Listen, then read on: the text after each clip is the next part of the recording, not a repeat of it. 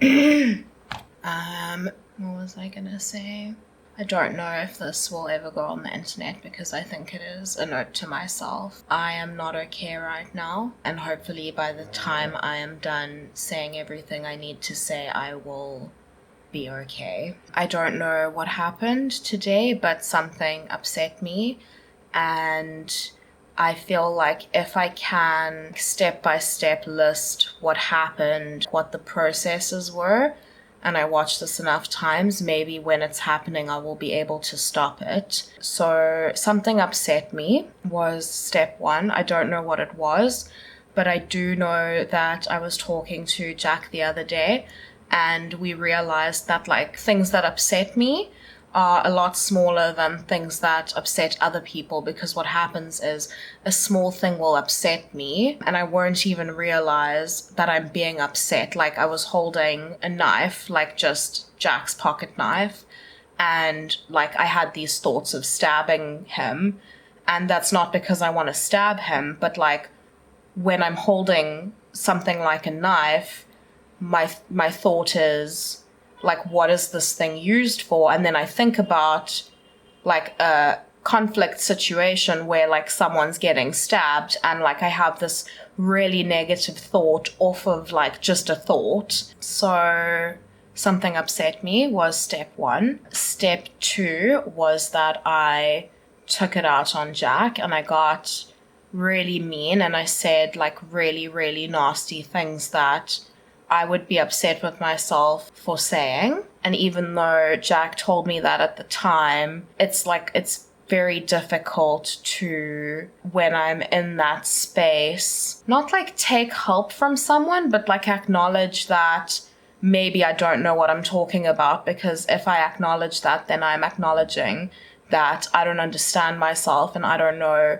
what's going on and I'm not being true to myself. And that's not nice to realize. It's never nice to realize that your personality switches from one person who really loves and cares about someone else to another person who can be really, really ugly just out of their insecurities, I guess. So step two was that I was mean. I was very, very mean. Step three happened just now after I got home, which is that I have the realization that even though I'm having been told it like 100 times, that I'm not being myself, that I'm being what we call borderline.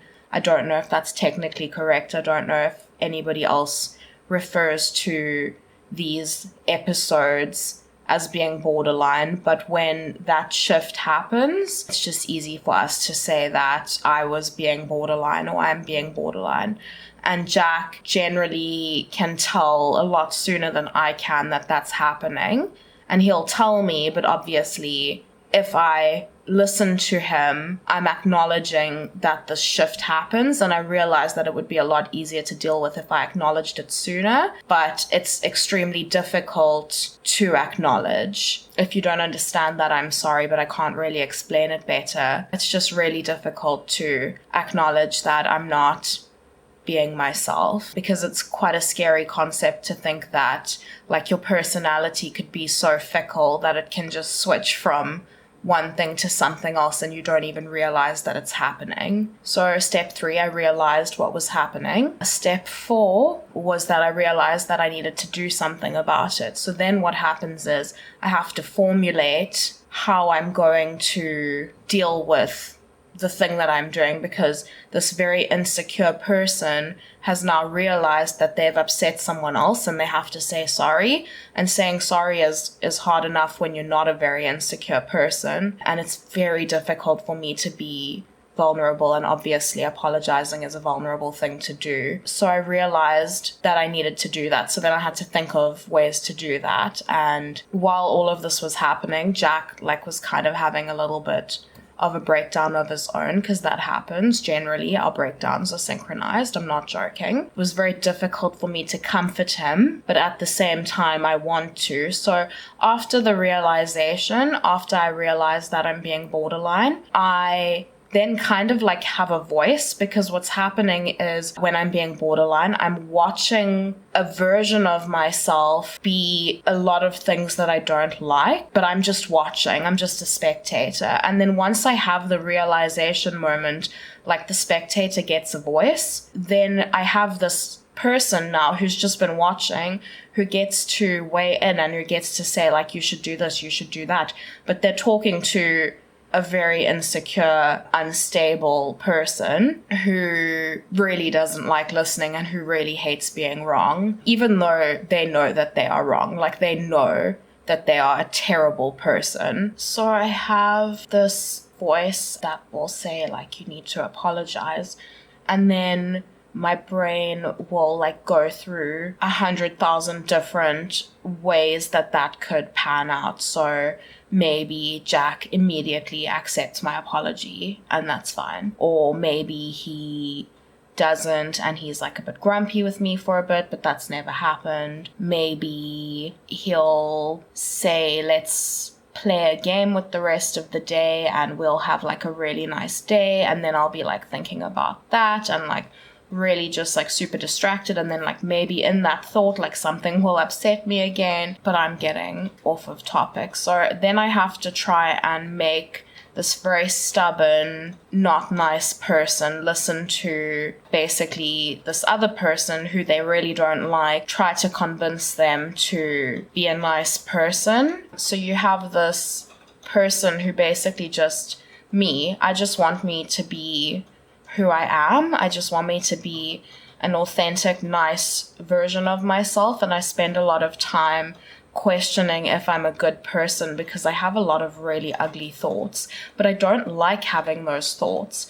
So like my thinking is, if I don't like having them, like surely I'm not a bad person because I don't want to be having these thoughts. I just want to be a normal person who doesn't think terrible, distracting things all the time. I'm like so off topic. I don't even remember what I was saying to begin with. But and I think that's also part of the step 5, I think. Part of the process is like justifying why I shouldn't need to apologize or like try and be the bigger person or try and make things better, and like trying to distract me from like what my end goal is. So I'll get like very quiet and very stuck in my head about stupid things because my brain's just trying to delay it. Like it's really dumb and it's quite upsetting. And then I think the last step is like finding the emotional and mental energy and strength to just actually say, I'm sorry, I fucked up, and I will take the consequences if you're upset with me or if you aren't, or what, like whatever they may be, it's okay. Like it's kind of the moment where the spectator wins over the shitty version of me and like gets to take control again. I feel like as I've been watching this, I don't know if it's apparent, maybe it's just apparent to me because I know myself, but it happens in therapy sometimes as well.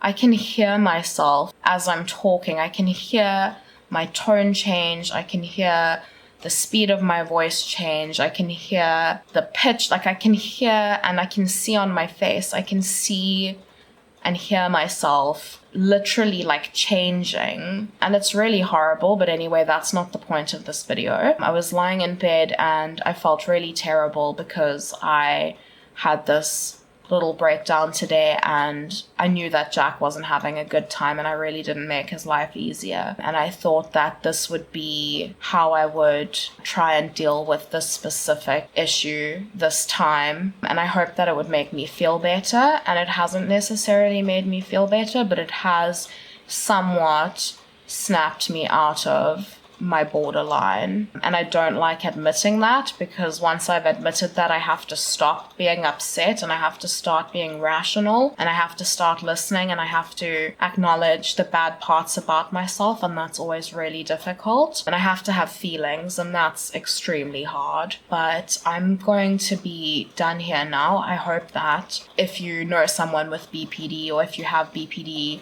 maybe you relate, maybe you have a similar step-by-step process as it plays out in your head, maybe you don't. I'd be interested to know what happens with you, because I think there's no harm. Like, the more you know, the more you understand something, the easier it is to make sense of. And once you understand, I think once I fully understand my mental illness, I think I'll have control over it. So anyway, I'm gonna be done, and I'm gonna go try and comfort my boyfriend, and maybe I will post this. Maybe I'll just watch it when I get borderline. I'm not sure, but bye.